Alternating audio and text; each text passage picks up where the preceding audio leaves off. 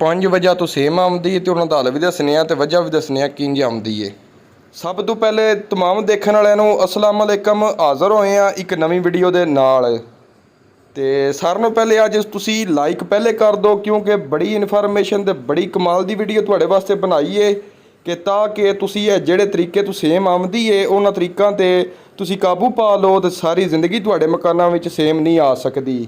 ਜੈਸਾ ਕਿ ਤੁਸੀਂ ਸਕਰੀਨ ਦੇ ਉੱਤੇ ਵੀ ਦੇਖ ਰਹੇ ਹੋ ਕਿ ਛੱਤ ਸਾਰੇ ਤੇ ਸੇਮ ਹੋਈ ਏ। ਸਾਰਾ ਤਕਰੀਬਨ ਛੱਤ ਹੀ ਜਿਹੜਾ ਖਰਾਬ ਹੋ ਗਿਆ। ਰੰਗ ਵੀ ਹੁੰਦਾ ਹੈ ਲੇਕਿਨ ਉਹ ਰੰਗ ਬੇਸ਼ੱਕ ਤੁਸੀਂ ਬਾਰ-ਬਾਰ ਇਹਦੇ ਤੇ ਰੰਗ ਲਾਓ ਇਹਨੇ ਫਿਰ ਵੀ ਕਿਰ ਜਾਣਾ ਜਿੰਨਾ ਚਿਰ ਇਹਦਾ ਮੁਕੰਮਲ ਹੱਲ ਨਹੀਂ ਹੋਣਾ। ਤੇ ਨਾਲ ਅਸੀਂ ਤੁਹਾਨੂੰ ਹੱਲ ਵੀ ਦੱਸਾਂਗੇ ਕਿ ਇਹਦਾ ਹੁਣ ਕੀ ਕਰਨਾ ਹੈ ਤੇ ਕੀ ਇਹਦਾ ਹੱਲ ਏ। 5 ਵਜ੍ਹਾ ਤੋਂ ਸੇਮ ਮਕਾਨਾਂ ਵਿੱਚ ਆਉਂਦੀ ਏ ਤੇ ਉਹ 5 ਵਜ੍ਹਾ ਕੋਈ ਮਿਸ ਨਹੀਂ ਕਰਨੀ। ਇੱਕ ਵੀ ਮਿਸ ਕਰ ਛੜੀਏ ਤਾਂ ਵੀ ਜਿਹੜਾ फ़ायदा कोई नहीं वीडियो वेखण दा। तो लिहाजा तुसी यही तुहाडे वास्ते बेहतर है कि वीडियो पूरी वेखो। जैसे कि तुसी हुण स्क्रीन ते वेख रहे हो यह छत दे उत्ते गए हाँ तो यह जिहड़ी सिकड़ी बजी होवे जिस टाइम तो समझ लो तुहाडे मकानां विच सेम कोशिश कर रही है आवन दी। तो लिहाजा उहदे तों पहले ही जिहड़ा इहदा बेहतरीन तुसी हल कर लो तो वो ही फ़ायदा है। ਇਹ ਹੁਣ ਤੁਸੀਂ ਦੇਖ ਰਹੇ ਹੋ ਕਿ ਛੱਤ ਉੱਤੋਂ ਕੋਈ ਅੱਛਾ ਪਲਸਤਰ ਨਹੀਂ ਹੋਇਆ। ਕੰਕਰੀਟ ਜਿਹੜੀ ਉੱਤੇ ਪਾਈ ਏ ਉਹਦਾ ਕੋਈ ਲੈਵਲ ਨਹੀਂ ਹੈ ਜਾਂ ਉਸ ਤੋਂ ਬਾਅਦ ਜਿੱਥੇ ਬਾਅਦ ਵਿੱਚ ਪਲਸਤਰ ਕੀਤਾ ਨੇ ਉਹਨੇ ਵੀ ਆਪਣੀ ਪਕੜ ਨਹੀਂ ਕੀਤੀ।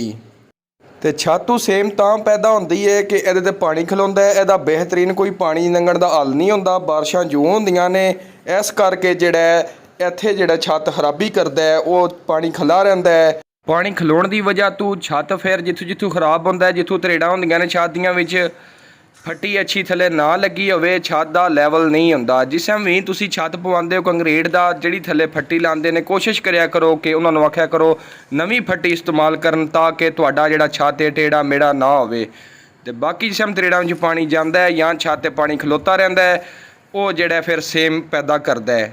ਇਹ ਅਗਰ ਇਹ ਮਸਲਾ ਤੁਹਾਡੇ ਨਾਲ ਪੇਸ਼ ਆ ਗਿਆ ਹੈ ਤੇ ਇਹਦਾ ਫਿਲ ਵਕਤ ਫਿਰ ਇੱਕ ਹੀ ਹੱਲ ਹੈ।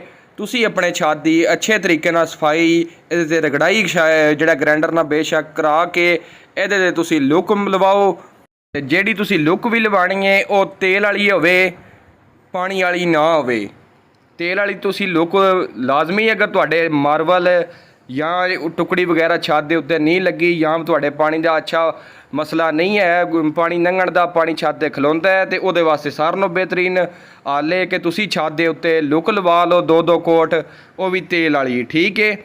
ਅਗਰ ਤੁਸੀਂ ਪਲਸਤਰ ਕਰਾਉਣਾ ਚਾਹੁੰਦੇ ਹੋ ਉਹਨੂੰ ਤੇ ਬਾਕੀ ਜਿਹੜਾ ਜੋੜ ਹੈ ਉਹ ਤੁਹਾਡਾ ਕੱਲ੍ਹ ਨੂੰ ਮਜ਼ਬੂਤ ਨਾ ਹੋਵੇ ਤੇ ਉਹਦੇ ਵਾਸਤੇ ਵੀ ਹੱਲ ਹੈ ਵੇ ਕਿ ਤੁਸੀਂ ਉਹਦੇ 'ਤੇ ਪਾਣੀ ਵਾਲੀ ਤੁਸੀਂ ਲੁੱਕ ਮਾਰ ਸਕਦੇ ਹੋ ਤਾਂ ਕਿ ਜਿਹੜਾ ਤੁਸੀਂ ਉਸ 'ਤੇ ਪਲਸਤਰ ਕਰਾਉਣਾ ਹੈ ਉਹ ਤਰੇੜਾਂ ਜਾਂ ਉਹਦੇ 'ਚ ਹਵਾ ਪੈਦਾ ਨਾ ਹੋਵੇ। ਤੇ ਨੰਬਰ 2 ਵਜ੍ਹਾ ਹੈ ਸੇਮ ਆਵਣ ਦੀ। ਇਹ ਤੁਸੀਂ ਜਿਕਣ ਵੇਖ ਰਹੇ ਹੋ ਸਕਰੀਨ ਦੇ ਉੱਤੇ ਦੀਵਾਰ ਦੇ ਵਿੱਚ ਸੇਮ ਜ਼ਿਆਦਾ ਹੋ ਗਈ ਏ ਤੇ ਇਹ ਕਿਹੜੀ ਵਜ੍ਹਾ ਤੋਂ ਹੋਈ ਏ ਉਹ ਵੀ ਦੱਸਣੇ ਆ ਤੇ ਇਹਦਾ ਹੱਲ ਵੀ ਤੁਹਾਨੂੰ ਦੱਸਣੇ ਆ। ਜਿਹੜਾ ਪੱਕਾ ਹੱਲ ਹੋਵੇ ਦਾ ਇਹ ਰੋਜ਼ ਦੇ ਜਿਹੜਾ ਉੱਤੇ ਤੁਸੀਂ ਸੀਮੈਂਟ ਮਸਾਲਾ ਕਰਦੇ ਹੋ ਤੇ ਰੰਗ ਵੀ ਕਰਦੇ ਹੋ ਤਾਂ ਵੀ ਨਹੀਂ ਖਲੋਂਦਾ ਤੇ ਇਹਦਾ ਅਸੀਂ ਪੱਕਾ ਤੁਹਾਨੂੰ ਹੱਲ ਦੱਸਣੇ ਆ। ਤੁਸੀਂ ਉਹ ਕਰ ਲਓ ਤੇ ਅੱਗੋਂ ਵਾਸਤੇ ਤੁਹਾਨੂੰ ਨਹੀਂ ਪਰੇਸ਼ਾਨੀ ਬਣਨ ਲਈ। ਤੇ ਲਿਹਾਜ਼ਾ ਪਹਿਲੇ ਹੀ ਵੈਸੇ ਇhtiyਾਤ ਕਰ ਲਈਦੀ ਏ ਤੇ ਉਹ ਹੀ ਚੰਗਾ ਹੁੰਦਾ ਹੈ।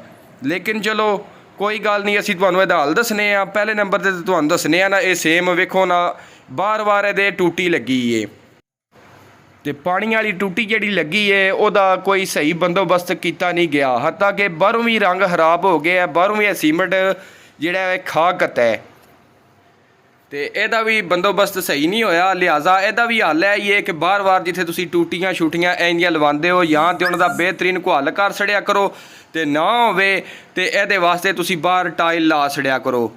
ਜਿੱਥੇ ਕੋਈ ਟੂਟੀ ਵਗੈਰਾ ਇਹਦੀ ਲੱਗੀ ਹੋਵੇ ਉੱਥੇ ਟਾਇਲ ਲਵਾ ਛੜਿਆ ਕਰੋ। ਤੇ ਅੱਗੋਂ ਆ ਗਏ ਨੰਬਰ 3 ਵੱਲ। ਤੇ ਨੰਬਰ 3 ਵਜ੍ਹਾ ਇਹ ਹੁੰਦੀ ਹੈ ਸੇਮ ਆਵਣ ਦੀ। ਜਿਸ ਟਾਈਮ ਤੁਸੀਂ ਇੱਟਾਂ ਲਿਆ ਕੇ ਲਾਉਂਦੇ ਹੋ ਤੇ ਕੋਸ਼ਿਸ਼ ਕਰਿਆ ਕਰੋ ਕਿ ਇੱਟ ਜਿਹੜੀ ਹੈ ਸਹੀ ਪੱਕੀ ਜਿਹੜੀ ਹੋਵੇ, ਭੱਠੇ ਵਿੱਚ ਜਿਹੜੀ ਇੱਟ ਸਹੀ ਅੱਛੇ ਤਰੀਕੇ ਨਾਲ ਪਕਾਈ ਗਈ ਹੋਵੇ ਉਹ ਇੱਟ ਤੁਸੀਂ ਇਸਤੇਮਾਲ ਕਰੋ। ਇਹ ਇੱਟਾਂ ਦੇ ਵਿੱਚ ਵੀ ਸੇਮ ਪੈਦਾ ਹੁੰਦੀ ਹੈ, ਕਲਰੀ ਮਿੱਟੀ ਹੁੰਦੀ ਹੈ ਉਹਦੇ ਵਿੱਚੋਂ ਵੀ ਇਹ ਸੇਮ ਆ ਸਕਦੀ ਹੈ। ਤੇ ਕੋਸ਼ਿਸ਼ ਕਰਿਆ ਕਰੋ ਜਿਸ ਟਾਈਮ ਤੁਸੀਂ ਇੱਟ ਸ਼ਿੱਟ ਲੈਂਦੇ ਹੋ ਤੇ ਉਹਦੇ ਵਿੱਚ ਵੀ ਅਗਲਿਆਂ ਕੋਲ ਵੀ ਪੁੱਛ ਲਿਆ ਕਰੋ ਕਿ ਇੱਟ ਜਿਹੜੀ ਹੈ ਸਾਨੂੰ ਅੱਛੀ ਦੇਣੀ ਹੈ, ਕਿਉਂਕਿ ਅਗਰ 1-2 ਪੀਸ ਵੀ ਖਰਾਬ ਵਿੱਚੋਂ ਇੱਟ ਦਾ ਹੋ ਜਾਏ ਤੇ ਸਾਰੇ ਉਹ ਸੇਮ ਇੱਟਾਂ ਤੋਂ ਵੀ ਪੈਦਾ ਹੋ ਜਾਂਦੀ ਹੈ।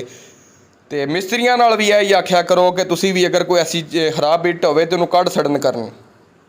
ਨੰਬਰ 4 ਸੇਮ ਆਉਣ ਦੀ ਵਜ੍ਹਾ। ਜੈਸੇ ਕਿ ਤੁਸੀਂ ਸਕਰੀਨ ਦੇ ਉੱਤੇ ਵੇਖ ਰਹੇ ਹੋ ਕਿ ਸਕਾਰਟਿੰਗ ਦੇ ਨਾਲ ਇੱਥੇ ਸੇਮ ਹੋਈ ਏ ਸਕਾਰਟਿੰਗ ਦੇ ਉਤਲੇ ਪਾਸੇ, ਤੇ ਇਹ ਕਿਹੜੀ ਵਜ੍ਹਾ ਤੋਂ ਹੋਈ ਏ ਉਹ ਵੀ ਦੱਸਣੇ ਆ। ਤੇ ਨਾਲੇ ਅੱਗੋਂ ਜਿਨ੍ਹਾਂ ਨੇ ਬਣਾ ਲਏ ਨੇ, ਨਵੇਂ ਬਣਾਉਣੇ ਨੇ, ਉਹਨਾਂ ਦੇ ਵਾਸਤੇ ਵੀ ਦੱਸ ਸਕਦੇ ਆ। ਜਿਨ੍ਹਾਂ ਦੇ ਹਲੀ ਪੱਥਰ ਲੱਗਿਆ ਤੇ ਉਹ ਰਗੜਾਈ ਉਹਨਾਂ ਕਰਵਾਉਣੀ ਏ, ਤੇ ਉਹਨਾਂ ਦੇ ਵਾਸਤੇ ਦੱਸਣੇ ਆ ਕਿ ਇਸ ਵਜ੍ਹਾ ਤੋਂ ਤੁਸੀਂ ਕਿੰਝ ਬਚ ਸਕਦੇ ਹੋ। ਤਰੀਕਾਕਾਰ ਇਹ ਵੇ ਕਿ ਤੁਸੀਂ ਮੋਮ ਲੈ ਲੈਣਾ।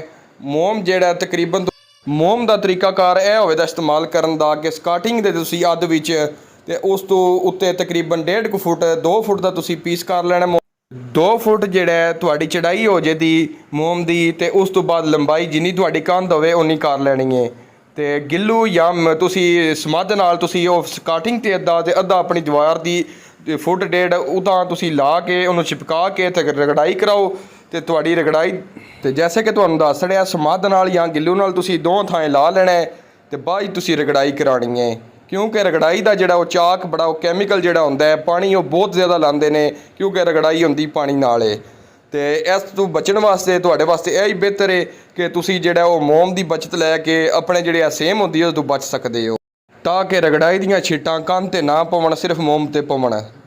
ਤੇ ਪੰਜਵੀਂ ਵਜ੍ਹਾ ਤੇ ਆ ਗਏ ਸੇਮ ਕਿਉਂ ਹੁੰਦੀ ਏ। ਜੈਸੇ ਕਿ ਤੁਸੀਂ ਹੁਣ ਸਕਰੀਨ ਦੇ ਉੱਤੇ ਵੇਖ ਰਹੇ ਹੋ, ਵਹਿਣੀ ਦੇ ਪਾਣੀ ਨੇ ਤੁਹਾਡੀ ਦੀਵਾਰ ਵੀ ਖਰਾਬ ਕਰ ਦਿੱਤੀ ਏ।